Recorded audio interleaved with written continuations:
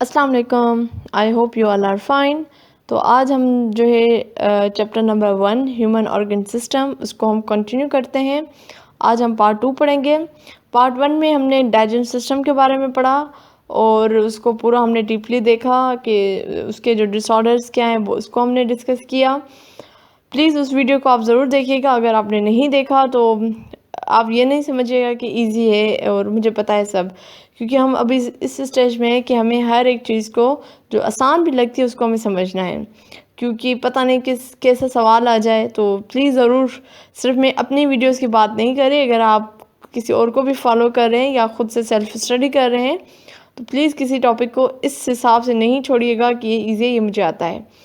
ٹھیک ہے، تو آج ہم ریسپائریٹری سسٹم کے بارے میں پڑھیں گے اور آج ہم اس کے جو اینڈ میں کوسچنس ہیں، MCQs ہیں، 3-4 ہیں آئی گیس، وہ بھی کریں گے تاکہ آپ کو ایک آئیڈیا ہو جائے کہ کیسے کوسچنس آتے ہیں.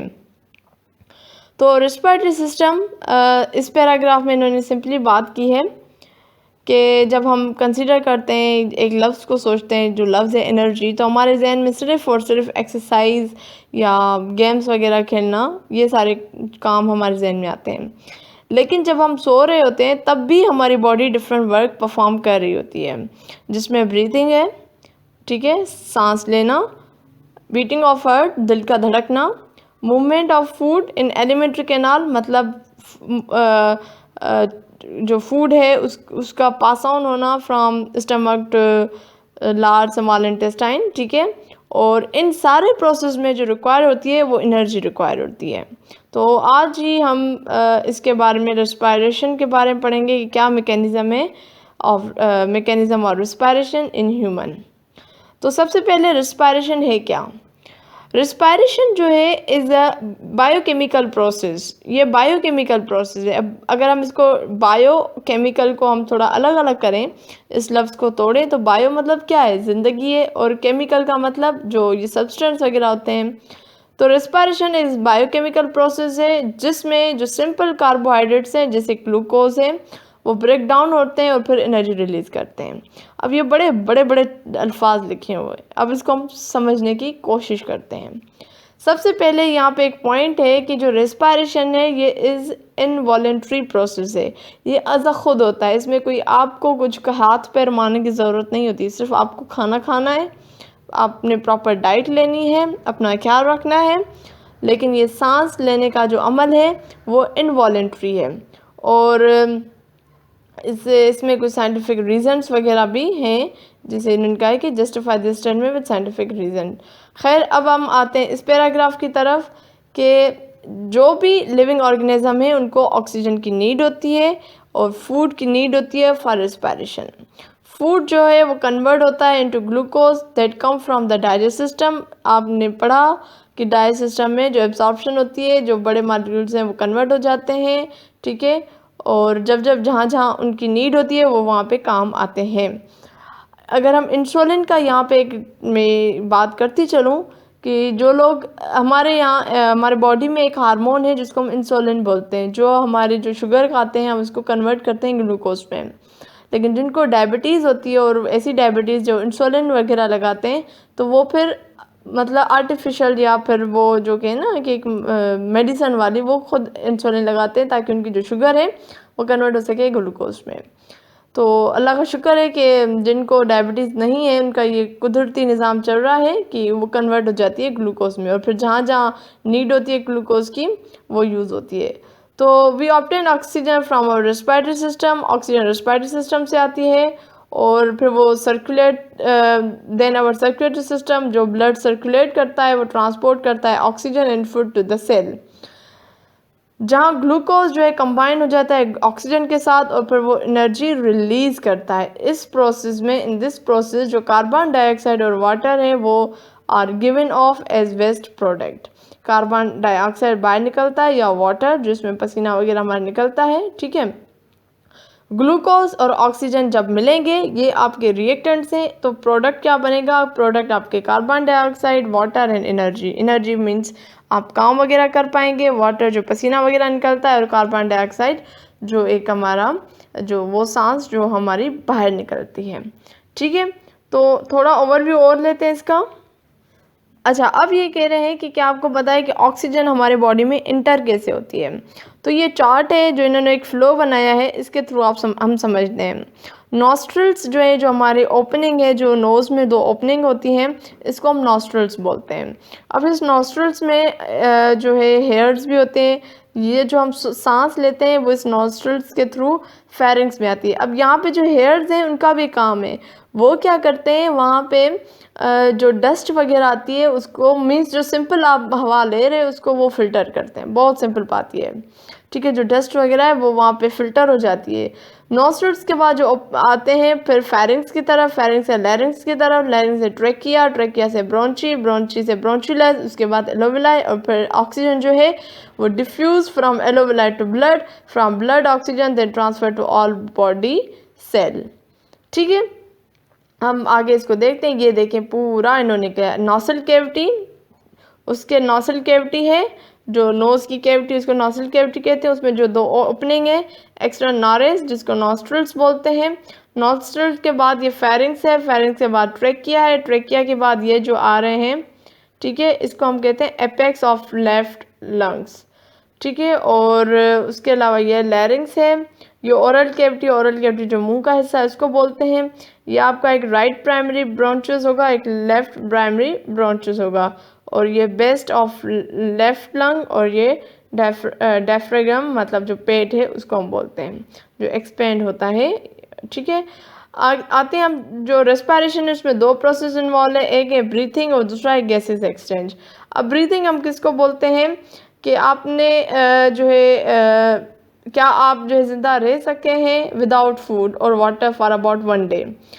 The expected answer is yes, we can, ہم رہ سکتے ہیں.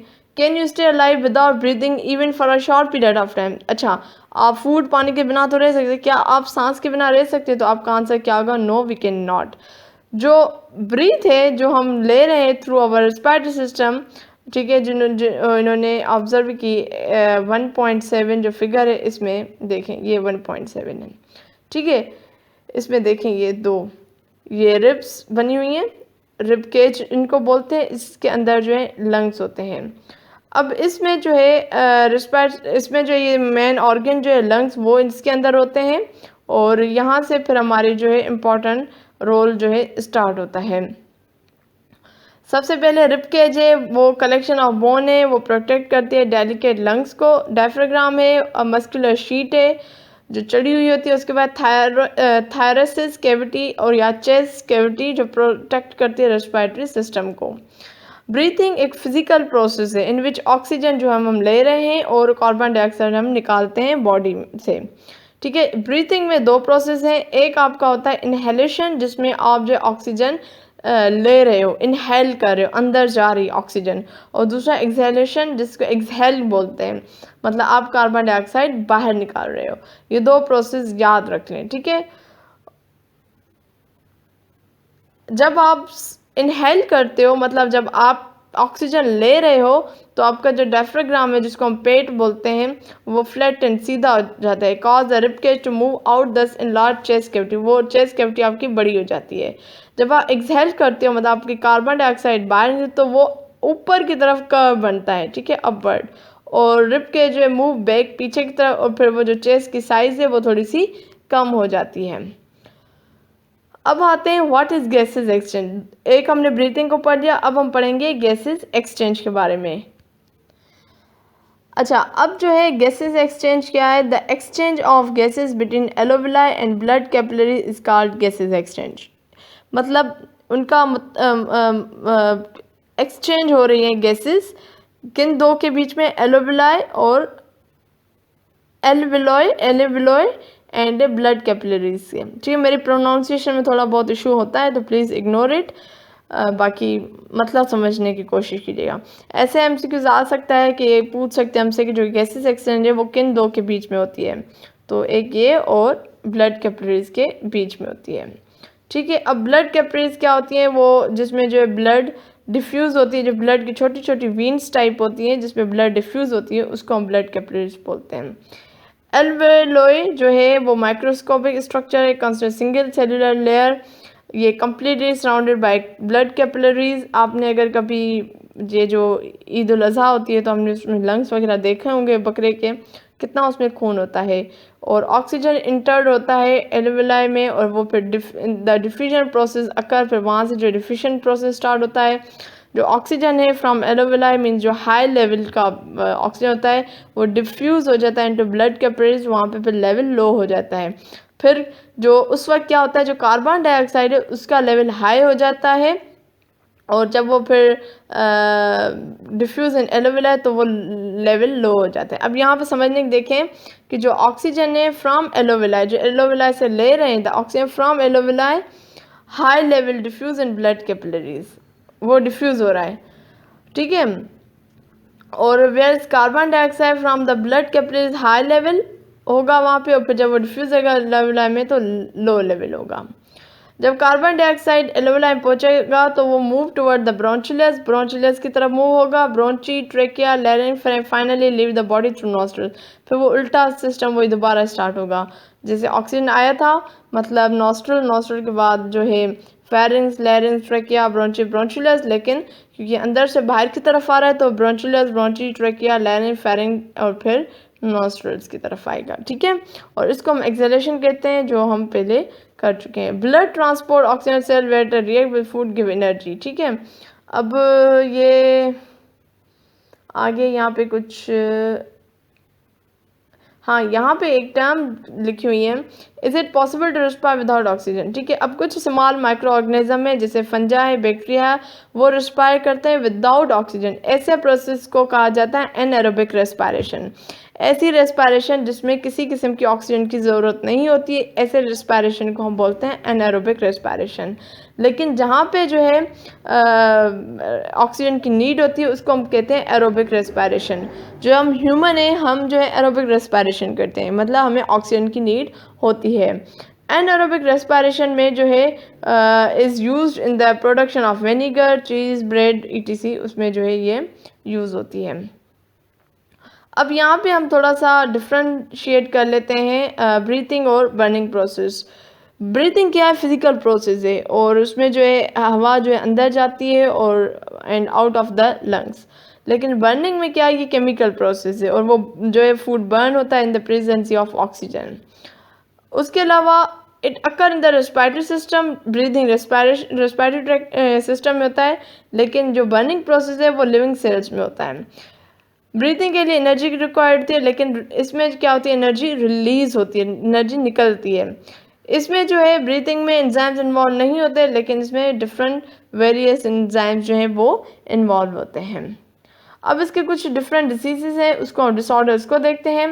کولڈ ہے، ٹھنڈ لگنا. اس میں کیا ہوتا ہے کہ جو نوز ہے یا تھائرائڈ ہے اس میں پرابلم ہو جاتی ہے، انوائرمنٹل پولیوشن وغیرہ. پھر اس میں سور تھروٹ، درد ہونا، کف، کنجیشن، مائلڈ ہیڈ ایک، سنیزنگ، یہ سارے آنکھوں میں درد ہونا، یہ سارے ہوتے ہیں. پھر ہم کیا کرتے ہیں؟ گارگلنگ کرتے ہیں، مطلب گرارے آئی گیس بولیں گے، وہ کرتے ہیں پانی اور نمک کے ساتھ تاکہ ہمارے وہاں سے پین ختم ہو سکے. ٹیوبرکلوسس، TB جس کو ہم بولتے ہیں، یہ بہت کامن ڈیزیز ہے، اور یہ لوور ریسپائریٹری سسٹم میں کا ڈس آرڈر ہے. یہ بیکٹیریل ڈیزیز ہے، اور بیکٹیریا کون سا؟ یہ مائکو بیکٹیریم ٹیوبرکلوسس، جس میں لنگس جو وہ ڈیمیج ہو جاتے ہیں، اور پھر کف اور فیور وغیرہ رہتا ہے. اور یہ ٹرانسمٹ ہوتے ہیں from person to person wire نیسل secretion. جو ناک سے کسی بھی قسم کی سیکریشن ہوتی ہے وہ اگر دوسرے انسان کو لگی تو پھر اس کو بھی چانسز ہیں کہ TB ہو سکتی ہے.